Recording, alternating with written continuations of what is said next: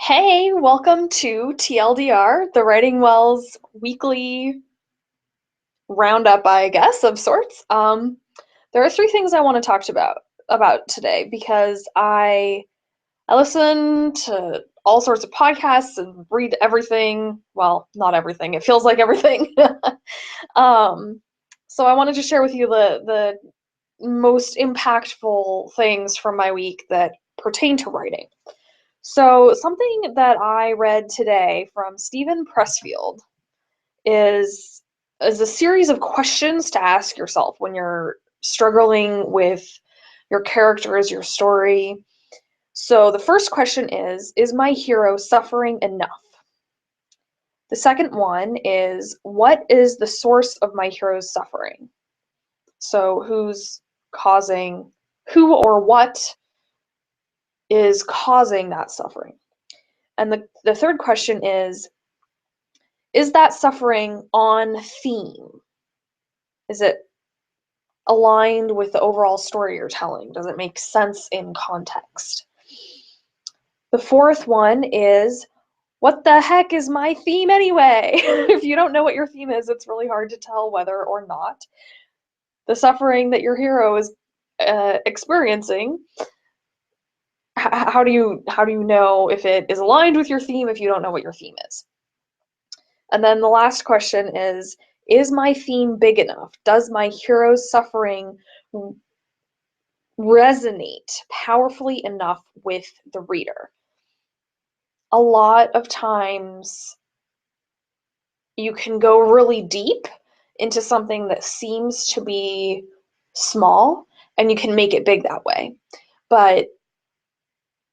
But you always want to try to take whatever it is you're working with and make it bigger than you first think you should. And so I really like that as a little checklist to remind yourself, um, you know, is this part of the story working as well as I want it to be? And how do I need to change things or emphasize things to make it better? So I really liked reading that from Stephen Pressfield this morning. Um, and then something I got from I was remiss and wasn't caught up on all my podcasts from holiday season. I'm still catching up a little bit. So this is from an SPP, a self-publishing podcast episode a while back. They were talking about being bold. Um, and the thing I got out of that conversation was really it's important to ask for help when you need it, to ask your network to support you, whether you're just asking them to hold you accountable for something that you want to do. So maybe you reach out to a couple friends and are like, hey, I want to write a couple thousand words every day. Can you hold me accountable? Or maybe it is that you have a new book coming out and you need some help spreading word about it, and then you can reach out and ask for guest blog posts, or anything else. But don't be afraid to ask, because really the worst thing they can say is that they don't have time to help you out right now. And most likely they will figure something out, and maybe they won't be able to do what you want them to do, but maybe they'll be able to do something else instead. Or maybe they'll have a suggestion of other people you can talk to. And if you don't ask, then they don't know that you care about them enough to want to ask, right? If you're staying quiet and you're afraid to ask for the help that you need, then maybe the person you're thinking of asking is like, oh, I wonder what happened to them. I thought they were doing this and I never heard anything. So it's always better to ask, because you know they don't mean it personally if they say no, and most likely they'll be able to figure something out, even if it's just referring you to someone else. And then the last thing I wanted to mention is is something that we talked about on Monday during the interview with Charlene. So we were talking about visualization meditation and how meditation and writing are parallel practices.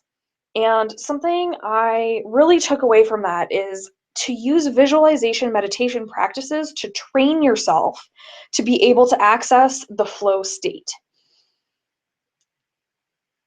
And this is like a little bit difficult for me because visualization comes very naturally to me. So I'm having a case of when I try and do it on purpose, it doesn't make any sense.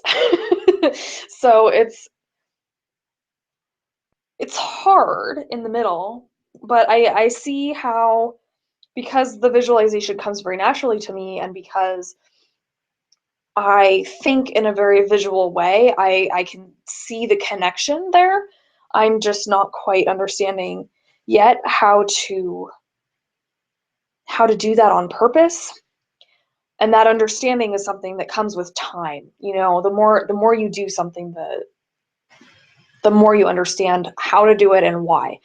Um, so so I would encourage you to experiment. You know, maybe meditation isn't something you really think you want to do, and that's okay, but find something that lets you practice being in that state of flow and do it for 5 minutes when you remember to, and see whether it helps you when you're writing to stay in the flow state longer.